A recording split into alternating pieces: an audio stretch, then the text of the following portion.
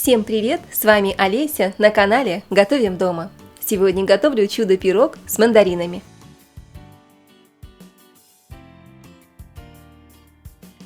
Беру 500 грамм очищенных мандаринов, добавляю 2 яйца, 150-200 грамм сахара, сахар по вкусу, и измельчаю в блендере до однородного пюре.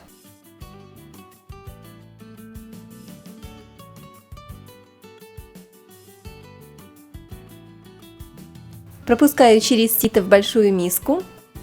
Приготовь, поделись, подпишись.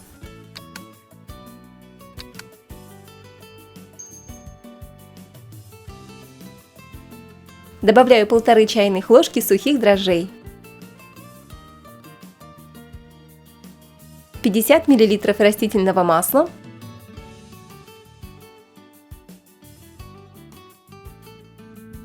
чайную ложку ванильного экстракта. Ванильный экстракт можете заменить ванильным сахаром.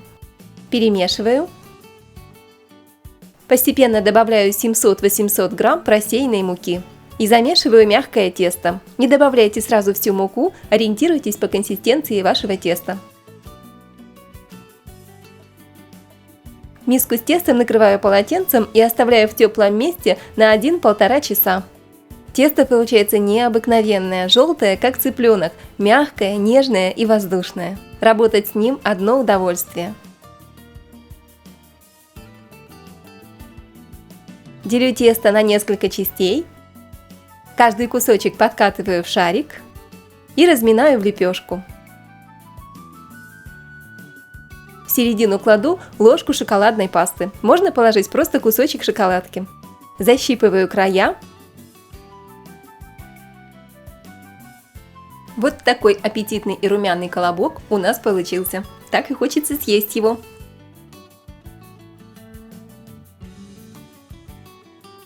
Кладу в форму швом вниз. В центр ставлю стакан смазываю растительным маслом. Оставляю пирог на 20-30 минут, чтобы он немного поднялся. Желток смешиваю с молоком и смазываю пирог.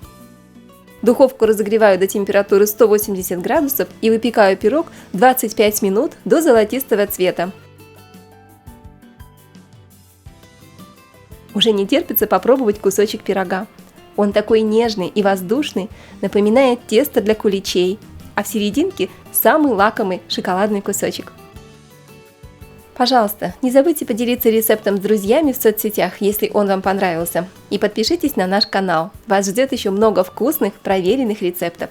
С вами была Олеся на канале Готовим дома. Скоро увидимся! Можно испечь в виде пирога, а можно в виде булочек. Всего у меня получилось 10 вот таких шикарных, мягчайших булок. Любите пироги? Пишите в комментариях «Хочу пирог», и я буду знать, что вам интересна вкусная домашняя выпечка.